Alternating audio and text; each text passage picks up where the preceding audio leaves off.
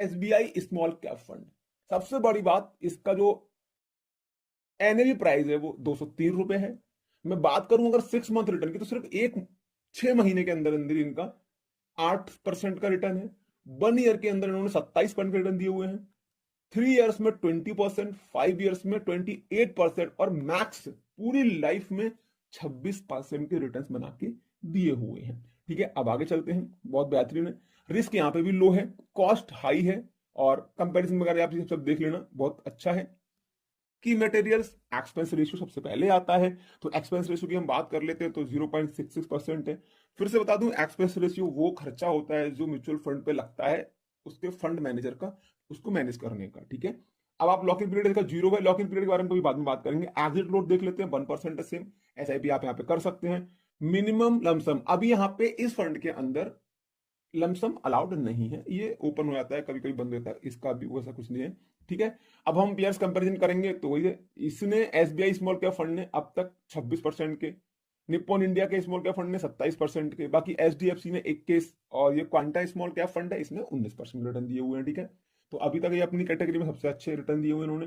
Sector distribution की बात कर लें तो इन्होंने भी अच्छी जगह पैसा लगाया हुआ है। अब चूंकि ये एसबीआई का ही फंड है तो थोड़ा बहुत चुने जाता है, पर प्राइवेट बैंक्स हो गई आपकी, और इसके अलावा आपका होम इलेक्ट्रॉनिक्स वगैरह हो गया, कंस्ट्रक्शन इंजीनियर वगैरह हो गया, वहां पे आपका पैसा लगाएगा। साथ ही आपकी करंट होल्डिंग्स फिनलॉक्स इंडस्ट्री में लगा हुआ है, ब्लू स्टार, कल्पत्रु, अच्छी जगह पैसा लगा हुआ है। एएमसी प्रोफाइल सेम रहेगी। फंड मैनेजर, इनके पहले फंड मैनेजर है आर श्रीनिवासन, जिनको 19 साल का एक्सपीरियंस है, और दूसरे हैं मोहन लाल, जिनको 17 साल का एक्सपीरियंस है। साथियों, ये हमारे तीनों फंड थे। फिर एक बार बोल रहा हूं, अगर आप किसी भी फंड में कोई भी इन्वेस्टमेंट करना चाहते हैं, अपने बिहाफ पे करें, अपने फाइनेंशियल एडवाइजर से सलाह लेके करें। सबसे बड़ी बात कि ये तीनों फंड सिर्फ एजुकेशन पर्पस के लिए थे। अब हम बात करते हैं कि आप छोटे से इन्वेस्टमेंट से एक समय के बाद में कई करोड़ रुपए कैसे ले सकते हैं। तो मैंने लास्ट फंड देखा अभी आपका एसबीआई स्मॉल कैप फंड। आप कोई ऐसा ही फंड अगर आप सर्च कर पाते हैं और आप देखते हैं 26% तक के यहाँ पे रिटर्न मिले हुए हैं, तो मैं अगर बात करूं, एक ऑन एन एवरेज एक कैलकुलेशन कर लेते हैं, ये हमारा एसआईपी कैलकुलेटर है। हम सिर्फ 2,000 रुपए महीने का इन्वेस्टमेंट करते हैं, और हम 30 साल के लिए करते हैं। मैं 30 साल क्यों लेके चल रहा हूं कि मान लो आज उम्र 20 से 25 साल है, तो 50 से 55 साल की उम्र में, हालांकि 60 साल का रिटायरमेंट रखते हैं हम लोग, पर हम 50 साल की उम्र में रिटायरमेंट लेते हैं, तो 30 साल हो जाते हैं।